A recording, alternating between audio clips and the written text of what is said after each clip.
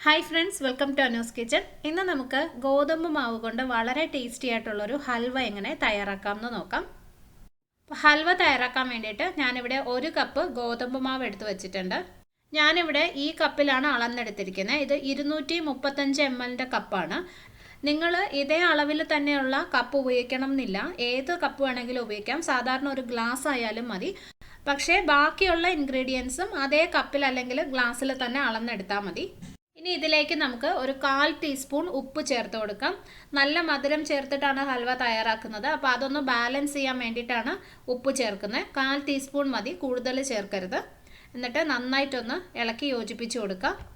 ഇതിലേക്ക് നമുക്കിനി 1/2 കപ്പ് വെള്ളം ഒഴിച്ചു കൊടുക്കാം. ഞാൻ ഗോതമ്പ് മാവ് അളന്നെടുത്ത അതേ കപ്പിൽ തന്നെയാണ് 1/2 കപ്പ് വെള്ളം എടുത്തിട്ടുള്ളത്. എന്നിട്ട് ഒന്ന് കുഴച്ചെടുക്കാം. ഇത് നമ്മൾ ഒരുപാട് നേരം കുഴയ്ക്കേണ്ട ആവശ്യമൊന്നുമില്ല. ആ മാവും വെള്ളവും കൂടി എല്ലാം ഒന്ന് മിക്സ് ചെയ്ത് എടുത്താൽ മാത്രം മതി. ഇതൊരു ചപ്പാത്തി മാവിൻ്റെ പരുവത്തിൽ തന്നെ ആയിരിക്കും ഇരിക്കുന്നത്. അപ്പോൾ ഇത് നമുക്കൊന്ന് മിക്സ് ചെയ്തെടുക്കാം. മാവ് ഞാനിവിടെ മിക്സ് ചെയ്ത് വെച്ചിട്ടുണ്ട്. മാവും വെള്ളവും കൂടി ഒരുമിച്ചാക്കി എടുത്താൽ മാത്രം മതി. ഒരുപാട് സമയം കുഴയ്ക്കേണ്ട ആവശ്യമില്ല. ഓക്കെ, ഇതിനകത്തേക്ക് നമുക്കിനി 4 കപ്പ് വെള്ളം ഒഴിക്കണം. നമ്മൾ ഗോതമ്പ് മാവ് അളന്നെടുത്ത അതേ കപ്പിൽ തന്നെ 4 കപ്പ് വെള്ളം അളന്ന് വെച്ചിരിക്കുന്നതാണ്. അത് ഇതിനകത്തേക്ക് ഒഴിച്ചു കൊടുക്കാം. ആ മാവ് വെള്ളത്തിൽ മുങ്ങിക്കിടക്കണം ഇതുപോലെ. ഇതിന് നമുക്കൊരു 1 മണിക്കൂർ മാറ്റി വെക്കാം. 1 മണിക്കൂർ കഴിയുമ്പോൾ ഈ മാവ് നല്ല സോഫ്റ്റ് ആയിരിക്കും. അപ്പോൾ അത് പിഴിഞ്ഞിട്ട് അതിൻ്റെ പാലെടുക്കുകയാണ് ചെയ്യേണ്ടത്. അപ്പോൾ നമുക്കിത് അടച്ച് 1 മണിക്കൂർ വെക്കാം. മാവ് ഞാനിവിടെ റെഡിയാക്കി വെച്ചിട്ട് ഇപ്പോൾ 1 മണിക്കൂർ കഴിഞ്ഞു. നമുക്കിത് തുറന്നു നോക്കാം. ഇതിപ്പോൾ നല്ല സോഫ്റ്റായിട്ട് വെള്ളത്തിലിങ്ങനെ അലിയുന്ന ആ ഒരു പരുവത്തിലായിട്ടിരിപ്പുണ്ട്. ഇനി നമുക്ക് കൈവച്ച് നന്നായിട്ട് ഇതിനെ ഇങ്ങനെ പിഴിഞ്ഞ് ആ വെള്ളത്തിലോട്ട് മിക്സ് ചെയ്തെടുക്കാം. കൈവച്ച് തന്നെ ചെയ്യണം കേട്ടോ. സ്പൂൺ വെച്ചൊന്നും ചെയ്താൽ ശരിയാവില്ല. മാക്സിമം നന്നായിട്ട് കുഴച്ച് അതിൻ്റെ പാലെടുക്കാൻ നോക്കണം. കുറച്ച് നേരം നമ്മളിങ്ങനെ കുഴച്ച് കഴിയുമ്പോൾ ആ മാവ് ഒരു 1/4 ഭാഗവും വെള്ളത്തിലങ്ങ് അലിയും. അത് കഴിഞ്ഞിട്ട് നമുക്കിത് അരിച്ചെടുക്കാം. ഇപ്പം ഞാൻ നന്നായി മിക്സ് ചെയ്തെടുത്തിട്ടുണ്ട്. ഇതിനകത്ത് കുറച്ച് തരിയൊക്കെ ബാക്കിയുണ്ട്, അത് കുഴപ്പമില്ല. ഇനി നമുക്കിത് അരിച്ചെടുക്കാം. അരിച്ചതിന് ശേഷം ജസ്റ്റ് കൈവച്ച് ഒന്നും കൂടി ഇതൊന്ന് മിക്സ് ചെയ്ത് കൊടുക്കുക. ഞാൻ നേരത്തെ പറഞ്ഞ പോലെ മാക്സിമം അതിനകത്തുനിന്ന് പാല് കിട്ടാൻ വേണ്ടിയിട്ടാണ്. ആദ്യം അരിച്ചെടുത്ത പാല് ഞാനിവിടെ മാറ്റി വെച്ചിട്ടുണ്ട്. ഇനി വേറൊരു ബൗൾ എടുക്കുക. എന്നിട്ട് നമ്മൾ അരിച്ചെടുത്തപ്പോൾ ബാക്കി വന്ന മാവുണ്ടല്ലോ, അതിനകത്തേക്ക് ഒരു 2 കപ്പ് വെള്ളവും കൂടി ഒഴിക്കാം. എന്നിട്ട് വീണ്ടും ഒന്ന് അരിച്ചെടുക്കാം. കൈവച്ച് ഒന്നിങ്ങനെ മിക്സ് ചെയ്ത് കൊടുക്കുക. ഈ ഗോതമ്പ് മാവിന്ന് മാക്സിമം പാല് കിട്ടാൻ വേണ്ടിയിട്ടാണ് ഇങ്ങനെ ചെയ്യുന്നത്. പിന്നെ ആദ്യത്തെ പാല് അരിച്ചെടുത്ത് കഴിയുമ്പോൾ ഈ മാവ് കുറച്ചിങ്ങനെ കുഴഞ്ഞിരിക്കുന്ന പോലെ ആയിരിക്കും കിട്ടുന്നത്. പക്ഷേ ഇപ്പോൾ രണ്ടാമത് നമ്മൾ വെള്ളം ഒഴിച്ച് കഴിയുമ്പോൾ കണ്ടോ, ഇത് ഇങ്ങനെ ഒരു നാര് പോലെ വരും. കണ്ടില്ലേ, ഇതുപോലെ കുറച്ച് ഡ്രൈ ആയിട്ടുള്ളൊരു നാര് പോലെ കിട്ടും. മാക്സിമം നമ്മൾ അതിനകത്തു നിന്നുള്ള പാലെല്ലാം എടുത്ത് കഴിയുമ്പോഴാണ് ഇങ്ങനെ നാര് പോലെ കിട്ടുന്നത്.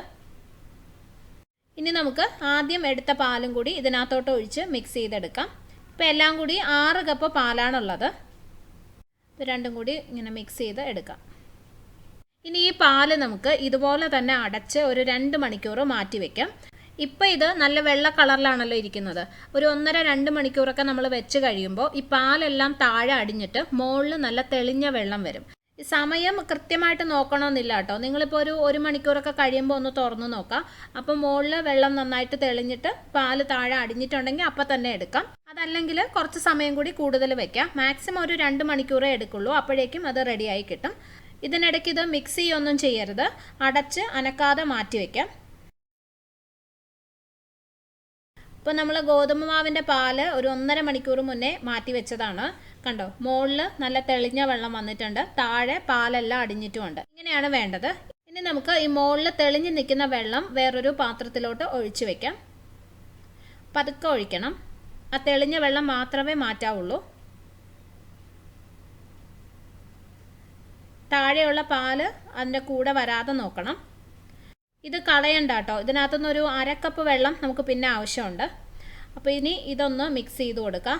താഴെ കുറച്ച് മാവൊക്കെ കട്ട പിടിച്ചിരിപ്പുണ്ടാവും. അപ്പോൾ ഒരു സ്പൂൺ വെച്ച് നന്നായിട്ട് ഇളക്കി ഇതുപോലെ ആ കട്ടയെല്ലാം മാറ്റിയെടുക്കാം.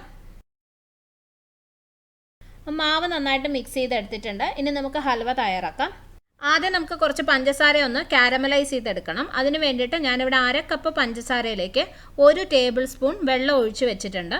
ഈ സമയത്ത് ഇത് ഇളക്കൊന്നും ചെയ്യണ്ട, അതായത് സ്പൂണിട്ടൊന്നും ഇളക്കണ്ട. ഇടയ്ക്കിടയ്ക്ക് പാൻ ഒന്നിങ്ങനെ ചുറ്റിച്ചു കൊടുത്താൽ മതി. ഈ സമയത്ത് നമ്മൾ സ്പൂണിട്ട് ഇളക്കി കഴിഞ്ഞാൽ കുറച്ച് പഞ്ചസാരയൊക്കെ പാനിൻ്റെ സൈഡിൽ ഇങ്ങനെ ഒട്ടിപ്പിടിച്ചിരിക്കും, അതിൻ്റെ തരികൾ. അപ്പോൾ അത് എല്ലാം ഒരുപോലെ കാരമലൈസ് ചെയ്ത് കിട്ടത്തില്ല.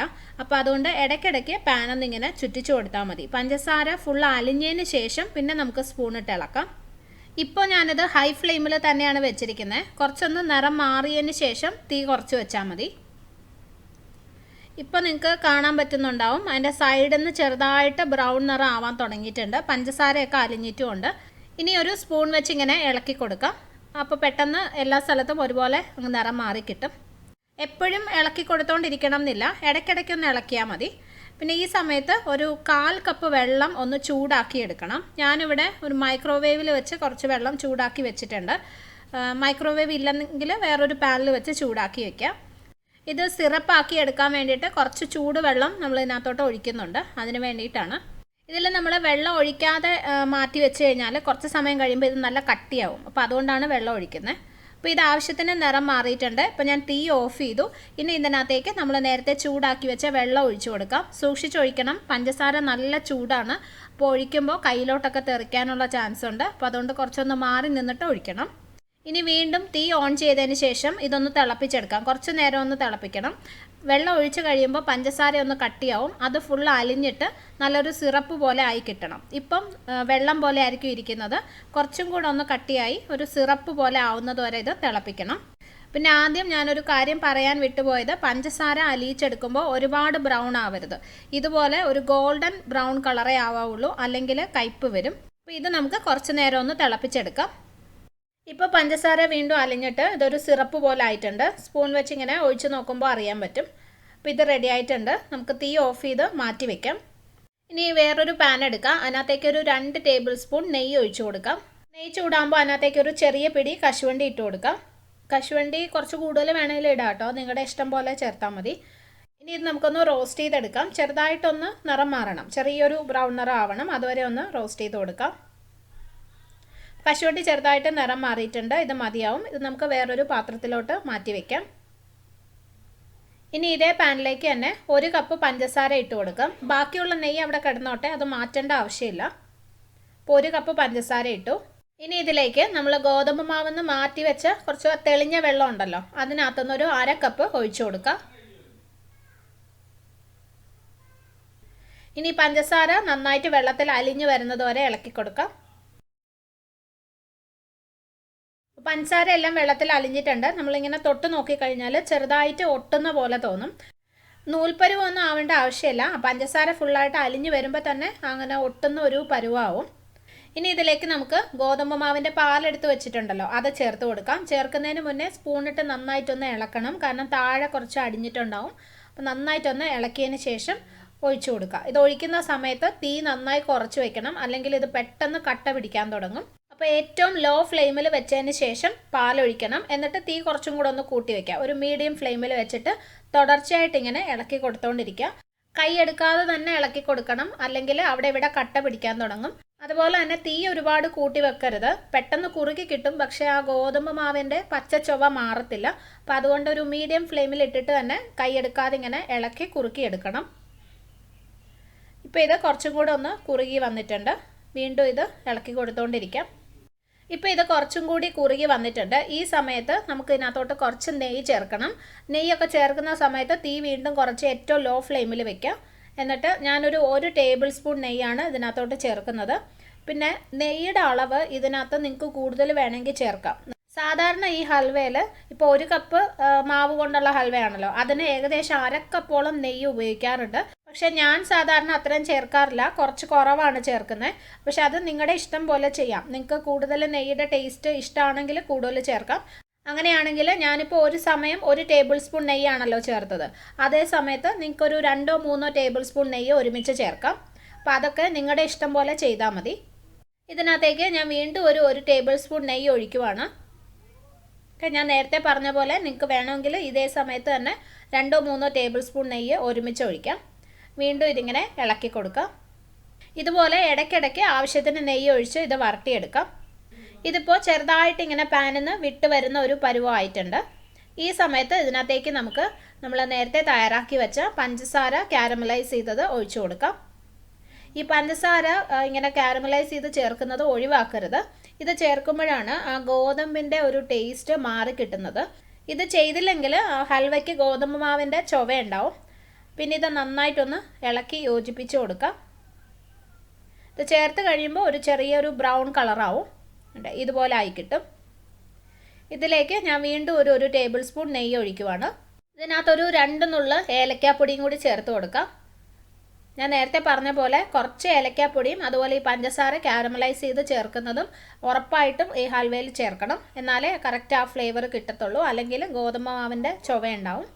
അപ്പം നന്നായിട്ട് ഇളക്കി യോജിപ്പിച്ച് കൊടുക്കുക. ഇത് കുറച്ച് നേരം കൂടി നമുക്കിങ്ങനെ ഇളക്കി കൊടുത്തുകൊണ്ടിരിക്കാം.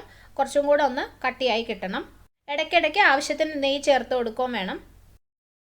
ഇതിലേക്ക് നമുക്ക് കശുവണ്ടി ഫ്രൈ ചെയ്ത് വെച്ചത് ചേർത്ത് കൊടുക്കാം. 1 ടേബിൾ സ്പൂൺ നെയ്യും കൂടി ഞാൻ ചേർക്കുവാണ്. എല്ലാം കൂടി 6 ടേബിൾ സ്പൂൺ നെയ്യാണ് ഞാൻ ചേർത്തിട്ടുള്ളത്. ഏകദേശം ഇത് റെഡി ആയിട്ടുണ്ട്. ഞാൻ ഇത്ര നെയ്യേ ഇതിനകത്ത് ചേർക്കുന്നുള്ളൂ. ഇതൊരു 1-2 മിനിറ്റും കൂടി നമുക്കിങ്ങനെ ഇളക്കി കൊടുക്കാം. ഇതിങ്ങനെ ഒരുമിച്ച് പാനിൽ നിന്ന് മാറി വരുന്നൊരു പരുവാവണം. അതുവരെ ഇളക്കി കൊടുക്കാം. ഇതായിട്ടുണ്ട്. ഇത് കണ്ടോ, പാനിൽ നിന്ന് ഇങ്ങനെ ഒരുമിച്ച് വിട്ട് വരുന്നൊരു പരുവത്തിലായിട്ടുണ്ട്. ഇപ്പോൾ ഞാൻ തീ ഓഫ് ചെയ്തു. ഇത് നമുക്കിനി സെറ്റ് ചെയ്യാനായിട്ട് ഒരു പാത്രത്തിൽ മാറ്റി വയ്ക്കാം. പിന്നെ ഇത് നമ്മൾ സാധാരണ ഹൽവയൊക്കെ ചെയ്യുന്ന പോലെ സെറ്റ് ചെയ്യാൻ വെച്ചിട്ട് കട്ട് ചെയ്ത് കഴിക്കണമെന്നും ഇല്ല. അല്ലാതെ ചെറിയ ചൂടോട് കൂടി തന്നെ കഴിക്കാനും നല്ല ടേസ്റ്റാണ്. അങ്ങനെയാണെങ്കിൽ ചെറിയ ചെറിയ പാത്രങ്ങളിലാക്കിയിട്ട് സ്പൂൺ വെച്ച് കഴിക്കാം. ഞാനിപ്പോൾ ഫോട്ടോ എടുക്കാനുള്ള ഒരു ഭംഗിക്ക് വേണ്ടിയിട്ട് അതൊന്ന് സെറ്റ് ചെയ്യാൻ വെക്കുവാണ്. അപ്പോൾ ഒരു പാത്രത്തിൽ കുറച്ച് നെയ്യ് ഒഴിച്ചിട്ട് അതൊന്ന് സ്പ്രെഡ് ചെയ്ത് കൊടുക്കാം. ഇതിലേക്ക് തയ്യാറാക്കി വെച്ച ഹൽവ ഇട്ട് കൊടുക്കാം. എന്നിട്ട് ചെറുതായിട്ടൊന്ന് ലെവൽ ചെയ്ത് കൊടുക്കാം. ഇതിനെ ഒരു 2 മണിക്കൂർ സെറ്റ് ആവാൻ വെക്കാം. പുറത്ത് തന്നെ വെച്ചാൽ മതി. ഫ്രിഡ്ജിലൊന്നും വെക്കേണ്ട ആവശ്യമില്ല. അപ്പോൾ ഇത് നമ്മൾ നേരത്തെ സെറ്റ് ആവാൻ വെച്ച ഹൽവയാണ്. ഇത് കണ്ട ആവശ്യത്തിന് കട്ടിയായിട്ടുണ്ട്. ഇത് നമുക്ക് വേറൊരു പാത്രത്തിലോട്ട് മാറ്റാം. പെട്ടെന്ന് തന്നെ ഇളകി വരും. കണ്ട നല്ല സോഫ്റ്റ് ആയിട്ടുള്ള ഹൽവയാണ്. ഇതിനി ചെറിയ പീസുകളായിട്ട് കട്ട് ചെയ്തെടുക്കാം. ഈ ഹൽവ കണ്ടോ, നല്ല സോഫ്റ്റാണ്. ശരിക്കും വായിലിട്ടാൽ അലിഞ്ഞു പോകുന്ന പോലെ അത്രയും സോഫ്റ്റ് ആയിട്ടുള്ള ഹൽവയാണ്. നല്ല ടേസ്റ്റിയുമാണ്. നമ്മൾ ആ പഞ്ചസാര കാരമലൈസ് ചെയ്ത് ചേർത്തതിൻ്റെ ആ ഒരു ഫ്ലേവറൊക്കെ നന്നായിട്ട് അറിയാൻ പറ്റും. അപ്പോൾ നിങ്ങൾ തീർച്ചയായിട്ടും തയ്യാറാക്കി നോക്കണം. ഇഷ്ടപ്പെട്ടാൽ എനിക്ക് കമൻറ്റ് ചെയ്യാൻ മറക്കരുത്. അതുപോലെ എൻ്റെ വീഡിയോ നിങ്ങളുടെ ഫ്രണ്ട്സുമായിട്ടും ഫാമിലിയായിട്ടൊക്കെ ഷെയർ ചെയ്യണം. ഇനി നമുക്ക് വേറൊരു നല്ല റെസിപ്പിയായിട്ട് കാണാം. Thank you for watching Anu's kitchen.